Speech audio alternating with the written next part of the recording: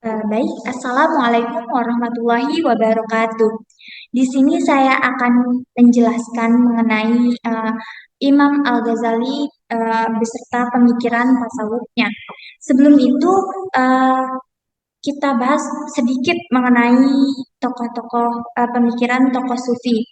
Eh, Pemikiran tokoh sufi dalam kajian tasawuf sangat beragam bentuknya, dan masing-masing sufi memiliki kekhasan yang berbeda-beda, walaupun tujuannya sama, yakni menuju al-haq, Allah Subhanahu wa Ta'ala.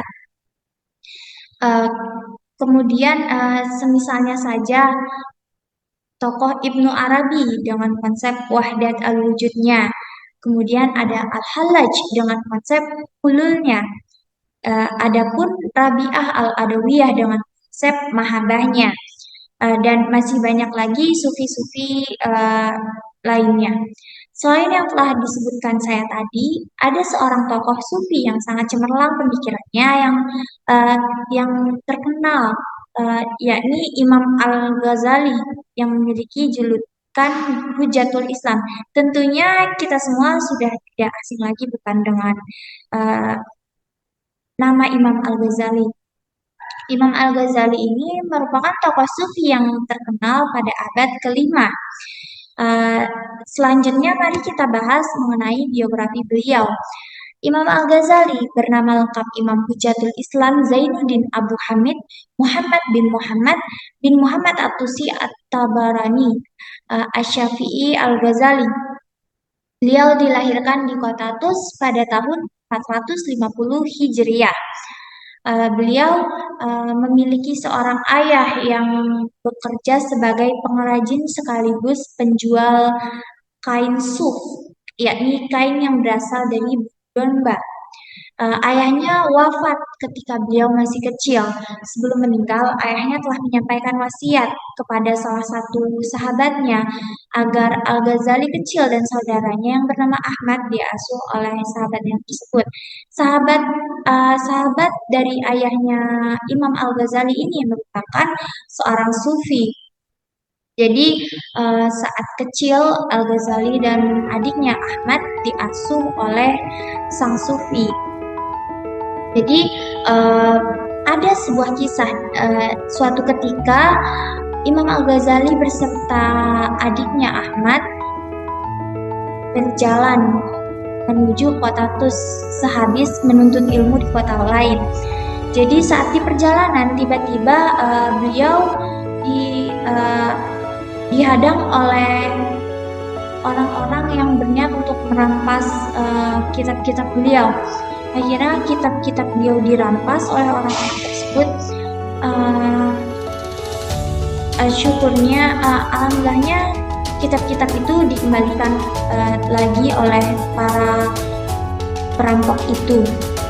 Dari kejadian itu, Imam Al-Ghazali bermuhasabah diri. Kemudian beliau berpikir bagaimana caranya agar ia bisa menghafal isi-isi kitab yang ia punya uh, agar ketika suatu saat terulang kembali kejadian seperti yang tadi, beliau tidak risau karena beliau sudah hafal isi kitab-kitab tersebut. Akhirnya beliau menghafal semua kitab-kitab itu dan berhasil menghafal semuanya. Selanjutnya, beliau ini memiliki banyak karya.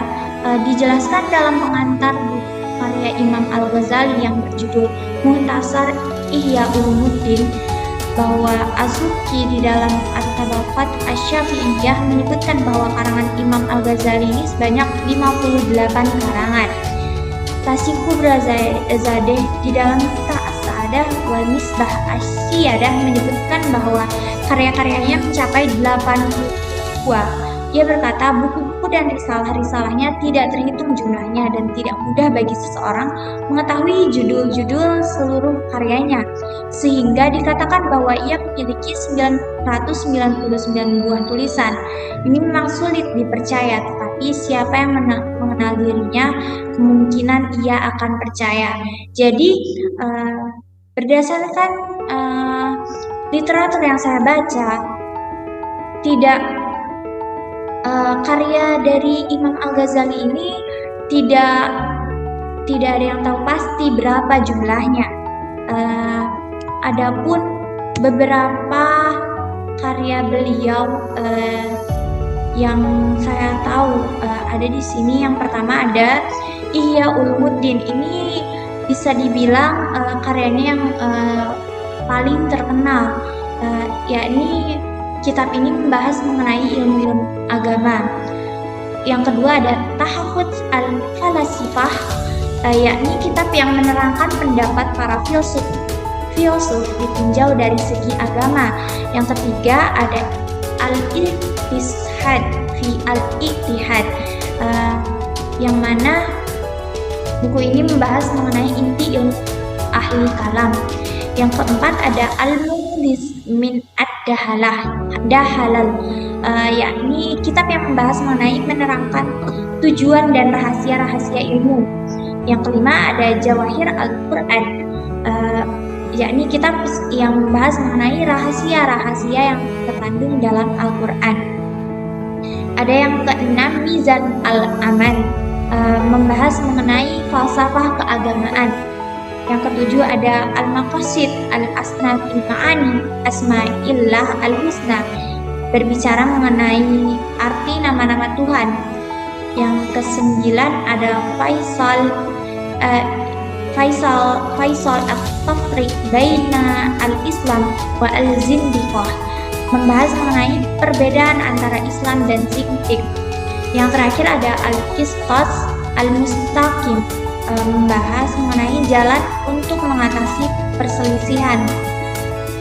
Selanjutnya kita bahas mengenai pemikiran tasawuf dari Imam Al-Ghazali.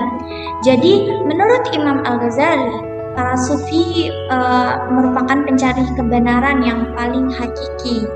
Lebih jauh, menurutnya jalan para sufi adalah paduan ilmu dengan amal, sementara sebagai buahnya adalah moralitas.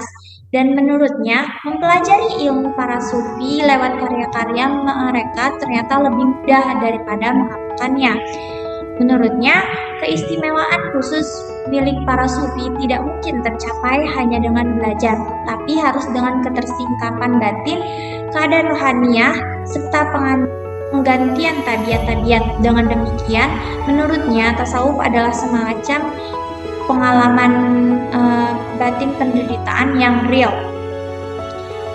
Selanjutnya, pandangan beliau mengenai jalan atau at-thariqah. Menurut Al-Ghazali, ada beberapa jenjang maqamat yang harus dilalui oleh seorang calon sufi. Di antaranya ada tobat, sabar, kefakiran, zuhud, tawakal, serta makrifat. Adapun makrifat menurut beliau, yakni menurut beliau, sarana makrifat seorang sufi adalah kalbu, bukan perasaan dan bukan pula akal budi. Kalbu menurut Al-Ghazali bagaikan cermin, sementara ilmu adalah pantulan gambar realitas yang terdapat di dalamnya. Jelasnya, jika cermin kalbu tidak bening, maka ia tidak dapat memantulkan realitas-realitas ilmu.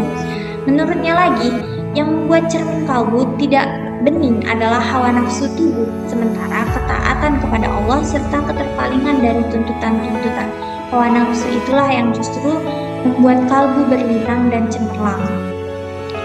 Selanjutnya, pandangan beliau mengenai tingkatan manusia.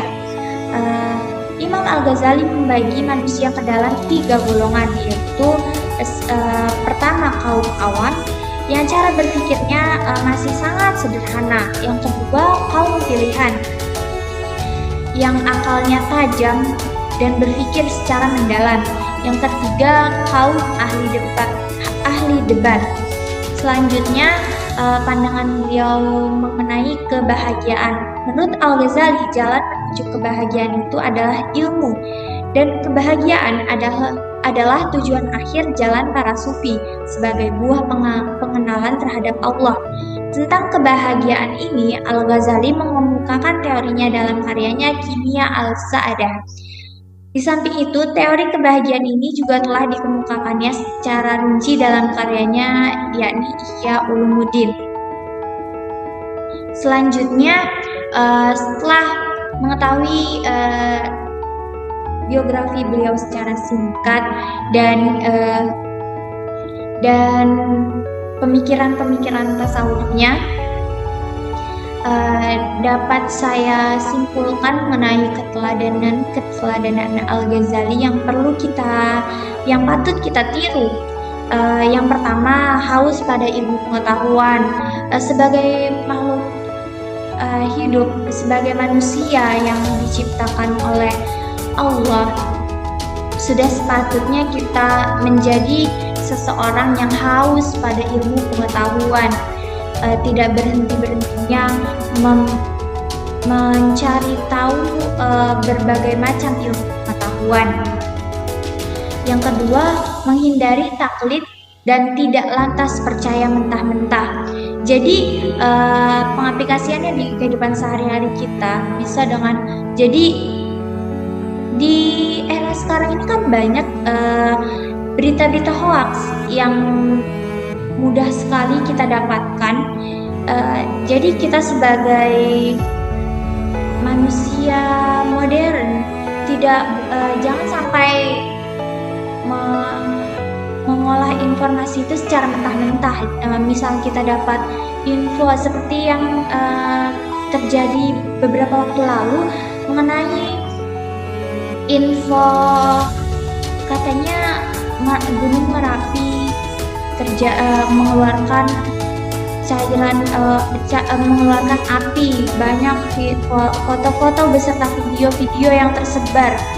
Nah, seharusnya kita sebagai bisa dibilang orang-orang yang memiliki ilmu, istilahnya gitu kan, tidak serta-merta men-share video atau foto tersebut. Harusnya kita cari tahu dulu kebenaran dari foto dan video tersebut. Jadi tidak asal men-share saja. Kemudian yang ketiga, berlaku objektif. Selanjutnya yang keempat, menikmati harta seperlunya saja untuk menyambung hidup. Jadi tidak bermewah-mewahan, tidak menjadi orang yang mubazir. Selanjutnya yang kelima, menjaga diri dari makanan yang syubhat terlebih haram. Jadi kita kan sudah tahu yang mana makanan yang haram, yang mana yang halal. Jadi kita harus pandai-pandai memilah. Selanjutnya yang keenam, ada sabar dan tabah dalam menjalani kehidupan pengembaraan mencari ilmu. Ini sangat patut kita tiru, di mana dalam tidak hanya dalam mencari ilmu, tapi dalam segala hal kita harus banyak-banyak bersabar dan tabah. Misalnya saja ketika ditimpa ujian, kita harus terus bersabar dan tabah, dan kita harus menanamkan rasa yakin bahwa sesuatu yang Allah berikan, semuanya ujian yang Allah berikan kepada kita itu merupakan sesuatu yang akan meningkatkan derajat kita apabila kita dapat melalui hal tersebut. Jadi Allah itu tahu kemampuan kita seberapa, dan ujian yang diberikan Allah kepada kita itu tidak akan melebihi kapasitas kita sendiri. Selanjutnya yang ketujuh, ada syukur dan ikhlas dalam menerima anugerah Allah dan kehendaknya. Kita patut bersyukur atas apa yang Allah berikan kepada kita. Dan yang terakhir, beliau Imam Al-Ghazali membenci sifat riya, megah, sombong, dan sifat-sifat tercela lainnya. Ini sangat patut kita tiru. Jadi kita sebagai manusia, makhluk Allah, kita harus menjauhi sifat-sifat tercela. Jangan sampai kita terlena akan sifat-sifat yang tercela itu. Mungkin hanya sekian yang dapat saya sampaikan. Kurang lebihnya mohon maaf. Wassalamualaikum warahmatullahi wabarakatuh.